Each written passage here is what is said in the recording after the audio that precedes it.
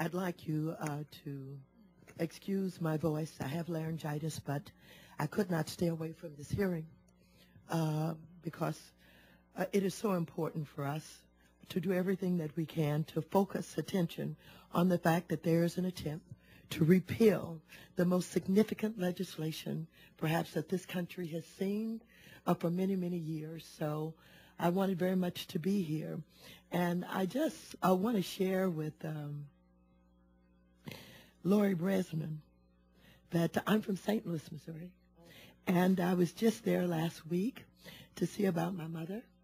And one of my old neighborhood friends has a car service who helped me to get around.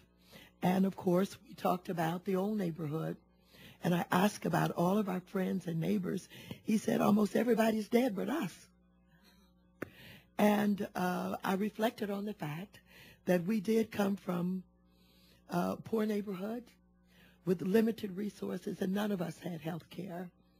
And I wonder if some of them would be alive today if they had access to health care. Several things have happened in the past few weeks.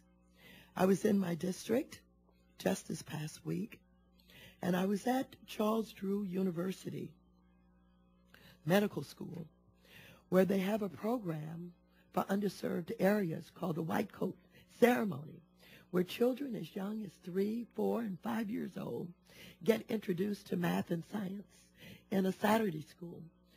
And so my heart was lifted because they represented potential personnel that we're going to need in order to provide these services because of health care reform. We're going to need 250 to 400,000 new personnel providing these services. And these young people who are going through this program were so exciting, and they were so focused on the idea that they could be doctors and nurses and healthcare personnel, and that was very, very uplifting.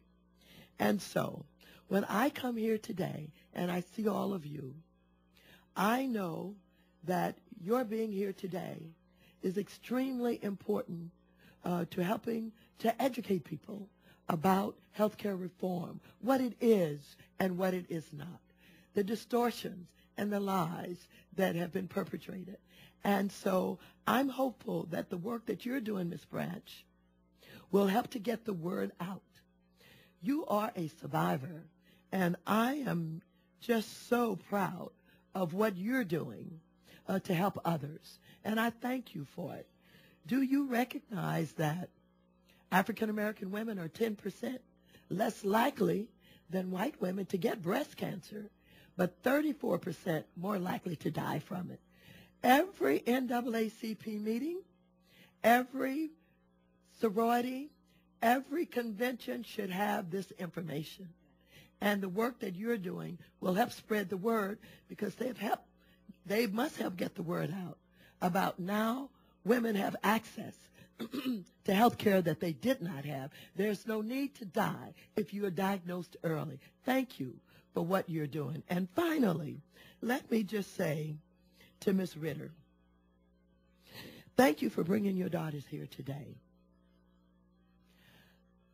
I would like to ask the chairman to allow us to ask your daughters to bring their seats right in front of this panel and to sit you, because the President of the United States just reminded us with the death of Christina Taylor Greene that the children have expectations, and that the grandest thing that we could do is live up to the children's expectations. Your daughter cried, and she talked about the fact that President Obama understood.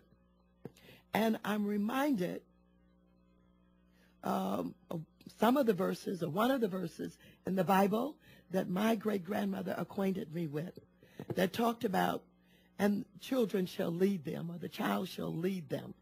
And their being here today helps us all to understand that we could be great if we could live up to the children's expectations. They're not just the twins. They have names. I want to know what their names are.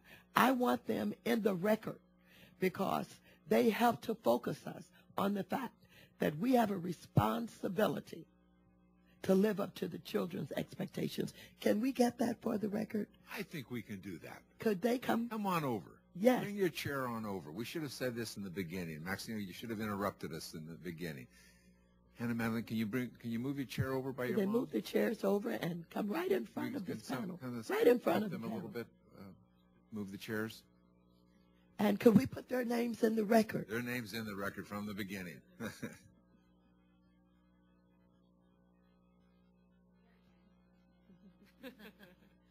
But they're doing I such don't important think that- I don't work. think that- But we can't get some of the uninformed and misinformed to understand in the Congress coming from the opposite side of the aisle. Maybe the children will be able to do that. Could we get their names in the record, Mr. Their names are in the record. Madeline and Hannah are in the record. Thank you so very much. Thank you. I certainly intend to live up to your expectations. That would be the highest honor that I could afford to the people who have elected me to come here and serve. Thank you so very much.